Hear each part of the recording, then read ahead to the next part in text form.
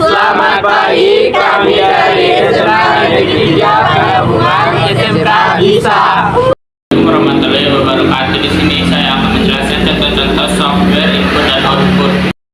Yang pertama, software input: keyboard, mouse, joystick, CD atau compact disc, modem, flash CD atau DVD ROM, disket, broadcast atau smart, lip pen, SendCard, touchpad,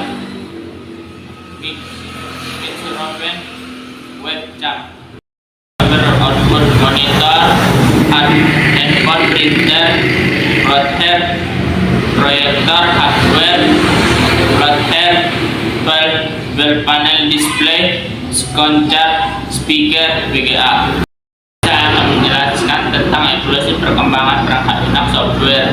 Bukan hanya manusia dan peradaban saja yang mengalami evolusi atau berubah, ternyata perangkat lunak sekalipun mengalami transmisi dari masa ke masa.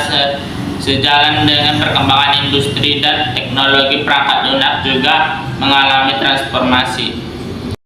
Perkembangan selama 3 dekade pertama dan area komputasi tentang utama adalah mengembangkan hardware atau perangkat keras komputer yang dapat mengurangi biaya pengelolaan dan penyimpanan data. Selama dekade tahun 1980-an, kemajuan yang pesat dan mikroelektronik menghasilkan kemampuan komputer yang lebih baik pada tingkatan biaya yang lebih rendah. Namun masalah sekarang berada tantangan utama adalah mengurangi biaya dan memperbaiki kualitas solusi berbasis komputer. Solusi yang diaplikasikan dengan menggunakan software merupakan perangkat lunak yang disebut juga sebagai penerjemah perintah-perintah yang dijalankan pengguna komputer untuk diteruskan atau diproses oleh perangkat keras.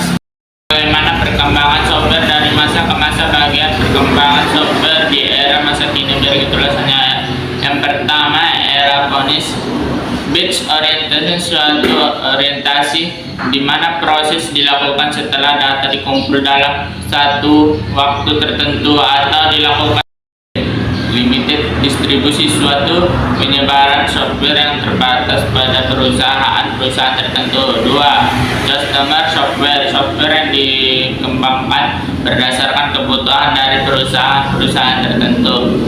Kedua, era stabil A, multi-user, suatu sistem di mana satu komputer digunakan oleh berbagai user pada saat yang sama. B, real timer, suatu sistem yang dapat mengumpulkan, menganalisis, dan mengkompresikan data dari berbagai sumber, mengontrol proses dan menghasilkan output dalam milestone. Database, perkembangan yang besar dari alat penyimpanan data secara online yang menyebabkan munculnya generasi pertama DBMS, database mengenal sistem.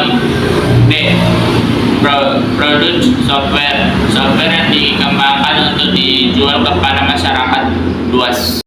Yang ketiga adalah era mikro, yaitu distribusi sistem, suatu sistem yang tidak hanya diputuskan pada komputer induk di komputer daerah atau bidang lainnya, juga memiliki komputer yang ukurannya lebih kecil dan komputer induk. Lawan dari distribusi sistem adalah scan system. B, embed intelligence, suatu produk yang diberi tambahan dan lainnya ditambahkan mikroproses yang multi. Contohnya adalah automobil, robot, peralatan diagnosis, sistem daerah.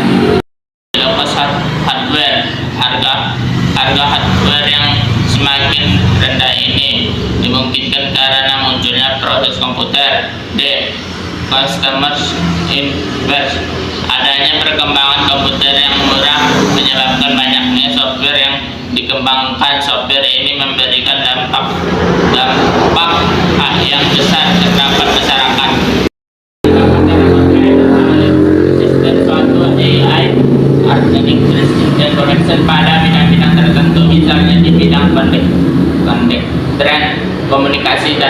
lain. B. N. Suatu mesin yang dapat meniru kerja dari sebagai otak manusia, misalnya mesin robot, komputer catur. C. Paralel arsitektur.